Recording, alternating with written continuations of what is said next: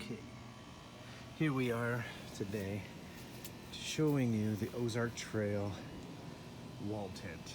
And I'm not doing a lot of filming from the outside because I've got it in a tight spot in my yard. Just wanted to bring you in, show you around a little bit. Super easy to set up. It takes about maybe half an hour, give or take. Heavy duty and treated like canvas. It's not canvas, but it's light canvas. So it's definitely treated. It's done really well in the wet weather, all night rains, cold weather and things like that. So this tan material, very thick, very durable, very strong, somewhat easy to clean, not too bad. It comes with straps so you can roll up during hot days. You can roll up the screen as well. Screen has taken some beatings after maybe 5 or 6 campings. Be very careful with it when you pack it away, is all I can say. So nice big screen door. Overall, nice big entrance here. You could really, it's really big enough. You could drive a small car in here, park it, but wouldn't recommend it. It's for camping, not parking cars anyways. This is the entrance here. Got venting that always stays open up top in the front and in the back, as you can see back there. It's a pretty heavy duty aluminum frame to it. You know, those poles have been real solid. They haven't bent, and if they have, they're, you know, bendable. You can bend them back into shape. Let's take a look on the inside. I'd recommend, if you're gonna stake it out, stake the front 2 clips here, so then you can just do a one-handed unzip. Let's see, so let's take a look on the inside. It's about $500.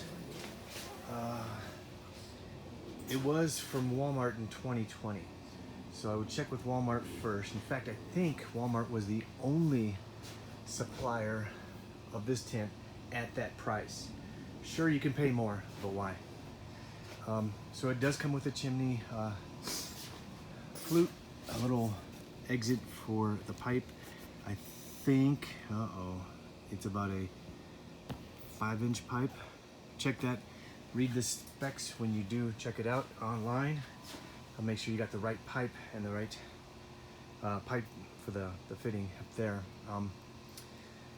It does come with this also unzippable area for the stove. I highly recommend a stove.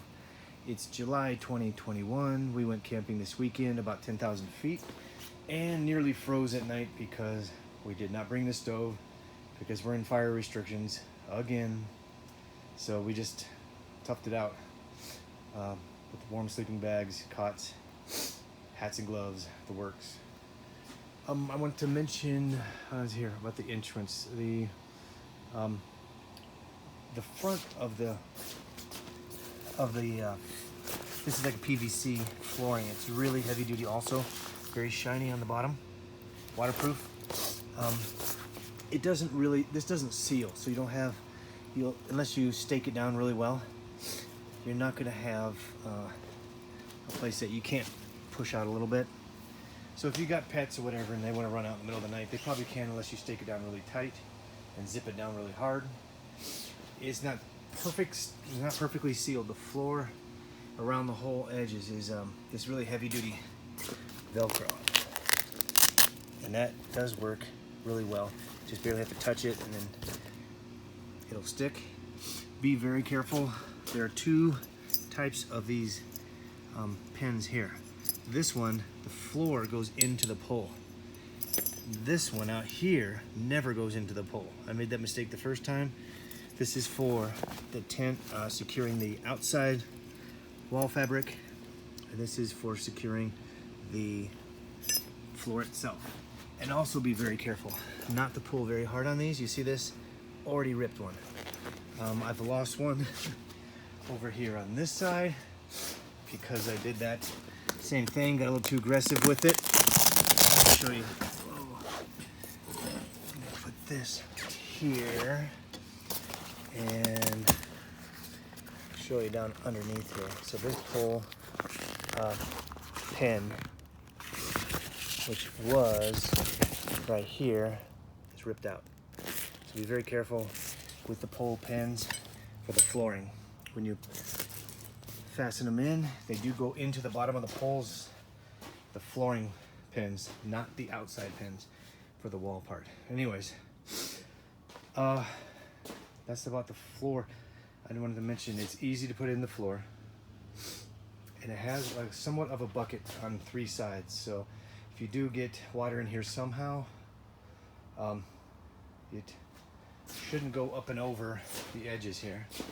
The edges probably give you a good, what, 6 inches of space between the bottom and the Velcro. So it will contain water, at least keep the water out for all around. The only argument or problem I have here is this back edge on the back side of the tent here. The back of the tent has, it could use more Velcro. So you might want to do that yourself. Add more Velcro strips. If it were me, I'd put stripping all the way around this thing. But they didn't. They only put 1 stripping Velcro on the back. So again, stake it down really hard. Make sure it's really nice and straight with the tent poles. And then use extra Velcro if you can on the tent wall and the flooring itself back here. All 4 corners will buckle in to the pole. This is just to the wall and the flooring. So that's what you get there. Flooring does lay flatter. I have it on grass right now, pretty thick grass, so not super flat, but it does lay nice and flat. It's easy to clean or sweep out. Windows, you've got 3 windows. Here, here, and here. So totally they zip up. They finish here, so there is a bit of a tiny gap when it is zipped up all the way. That is about it about the floor. The floor's been magnificent, easy to clean, keeps you dry. It can be soaking wet underneath. You never feel it on your socks if you're going without shoes in this. Next we can talk about the framing. So what I did is I had to do this too. This comes with color-coded sections for each of the connectors. So for the intersections, the poles themselves. You probably should buy some yellow, red, and white tape and tape them on both ends. They're not always taped on both sides because the tape they give you will wear off pretty quick. Also, as you see here, we've got a tent where the pole. So these are all the poles have a bit of metal cabling connections. It's only like 3 or 4 strands of twisted cable, but it's pretty heavy duty, and they're wrapped in a little plastic. But what happens is after a few of these loading and unloading attempts, you will find that I'm just gonna leave that there for now. You'll find that the cable frays, the little protector for the cable frays, the cables will split. So if you want to remember which pole goes to which section, you should probably retape all the intersections. So white is for the roof. A lot of reds. Reds are your horizontal, picks up the hold up the walls and the roof itself. So do yourself a favor, do a nice taping of the whole thing. This is a tall roof. It's 6'1", and this is a good, I don't know, 8 feet to the rooftop. Plenty of room. If it does get snowy, you'll want to get up in the night, shake off the tent or the snow from the tent, or get an external tarp, put on top at least, so you don't have to get up. The problem is this heavy wet snow is gonna put some pressure on the frame and the material itself. So the best you can, keep the snow off the roof. If you're camping. This is an all-season tent, so you can certainly camp in the winter. But really think about a way to keep the snow off on the heavy wet snows. The frame itself has bent in some places that I was able to bend it back, and that's usually the four corner legs. If they tilt a bit too far, they can tweak on these joints here. So if you don't have this, really, I got caught in a wind gust and it toppled over the tent a little bit, bent a little bit of the pole. I was able to bend it back, so it's heavy duty aluminum, at least to the point where you can bend it back without, you know, breaking it like a flagpole or anything like that. Stake it down really well. Use all the guide wires for ropes on the outside. Fasten everything down to the poles. Get a good snug, fit for all the poles, all the tie downs, so you don't have to worry about it, especially in a heavy wind situation. So what else? So that's the frame itself. The frame is the heaviest part of the tent. As you can see, there's a lot of poles that come with it, and they're easy. Oh, another thing about the poles. When you first put it together, you got three options for how tight you want to put the tent. This is the least tight, so I always aim for here, because it does take a bit of effort to get the corners in their spot and making them stay. Certainly if you use the first pinhole here, that's gonna be really tight, stretching this canvas, or not canvas, but light canvas stuff over the top. So all poles have this really easy to push in silver tab that you can click that into place. It's easy if you're sliding these in. This is real important.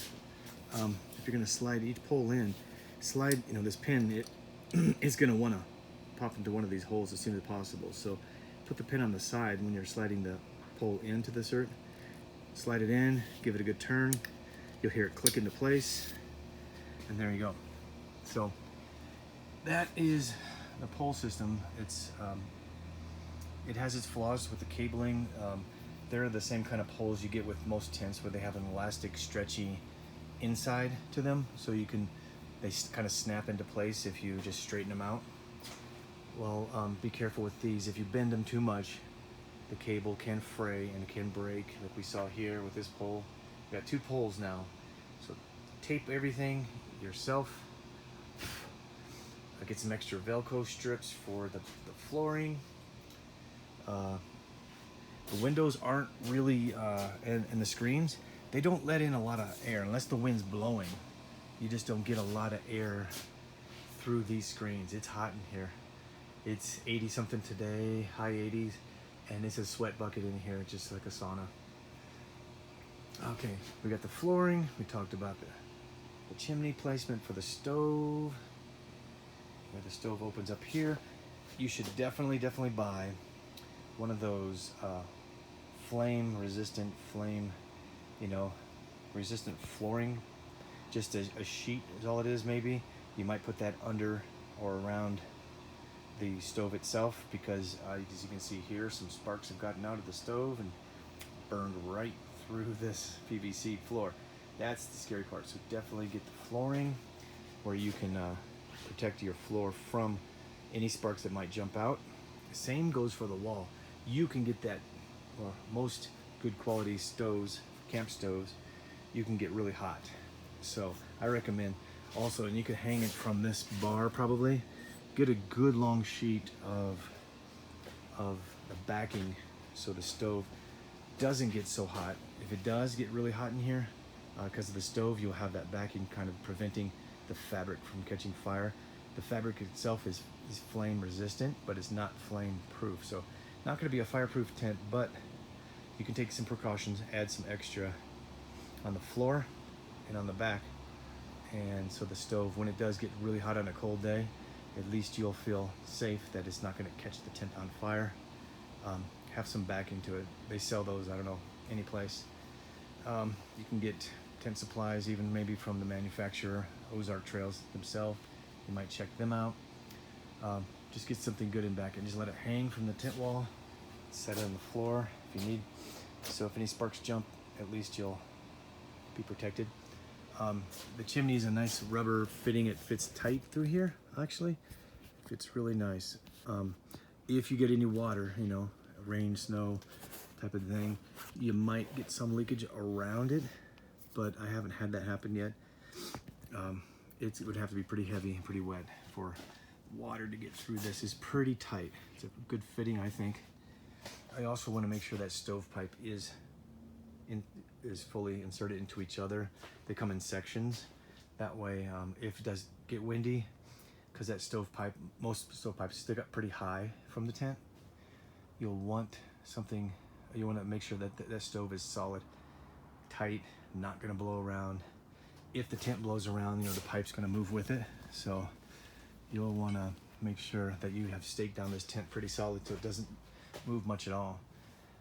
There are awesome accessories in here. It comes with a lot of clips like this. Bring hangers if you can for wet, cold days.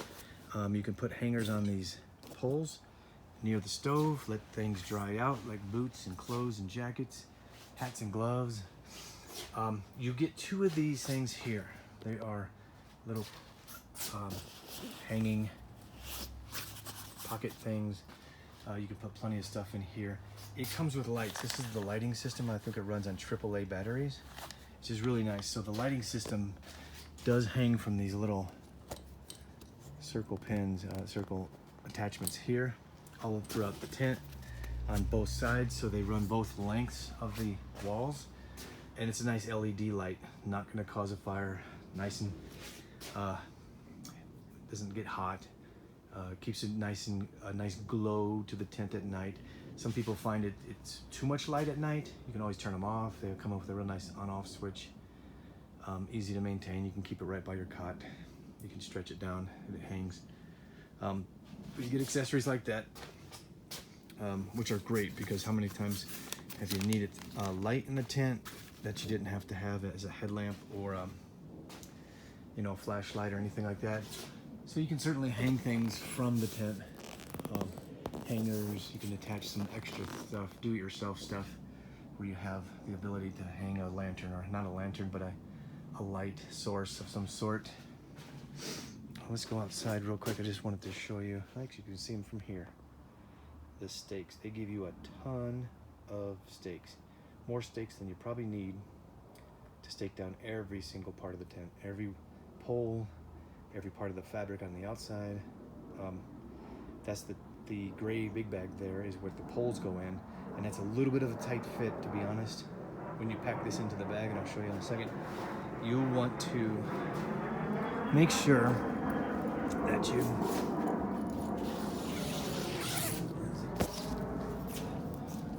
pack the holes last and give this fabric a good rolling when you roll it up. Let's take a look on the outside. You want all the air out of it as you roll it up really tight. Direct it a minute to just roll it really tight. So here's the outside of the chimney. Super easy to you don't have to reach up there or anything. You can just grab this zipper line here, pull it down, easy to pull it back up to, pretty much. Tent's a little loose because I don't have it staked down. It's got a nice overlap so you don't get water into the top. Water runs off the side. These theoretically would be pulled out here. So you got a little bit of an overhang for the water to run off and then down and away from the tent. So if you're in a wet, snowy, rainy situation, you'll want to certainly use every single one of these. Stake them down really nice. The tent has a lower flap, kind of keep the water away, or at least draining away from you. This tent survived the sprinklers in the backyard here many times. Never got wet on the inside. You'll feel moisture on a cold night if you touch the roof of the tent, but that's about it. As long as you don't touch the tent and start wiping it down where the water gets to freely fall. Those water droplets form in pretty much any tent. When it's hot outside, or cold outside and hot inside, it's gonna happen. The tent fits in most places. It's easy to set up. Let's see, walk around it a bit. I showed you the chimney part, the tie downs for outside. They also come adjustable, so you can adjust the tie downs pretty much to any length as you get it out there. With these things here. Take a look at the back side here of the tent. Again, it stands up pretty tall. This is a good 6-foot fence here. You can see it goes up higher than that. Plenty of windows so you can get some cross ventilation. Plenty of each person. We set up 3 people in here and it's really comfortable. You can have a small table. You can cook. Let's go around.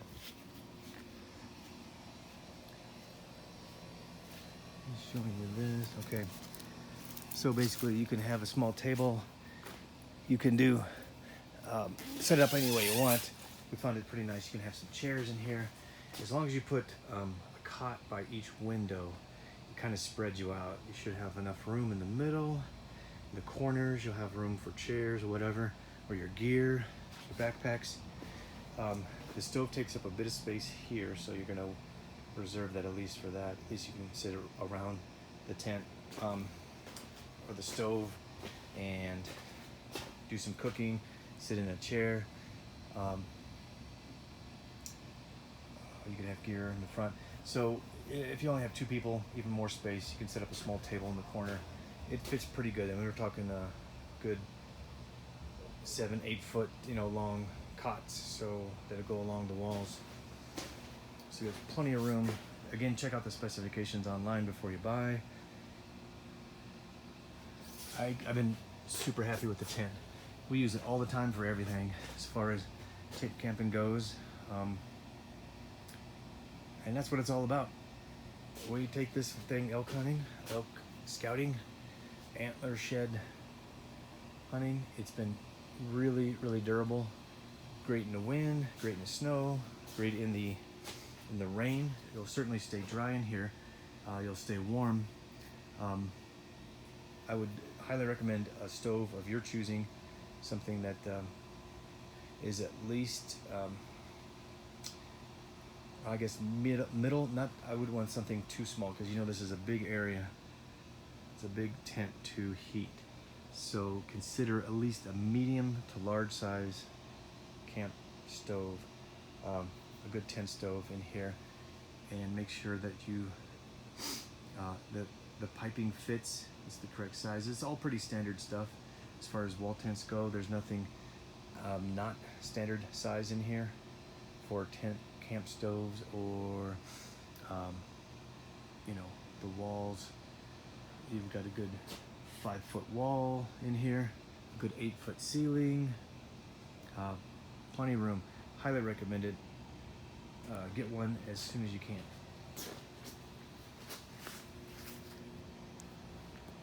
And we'll finish up on that.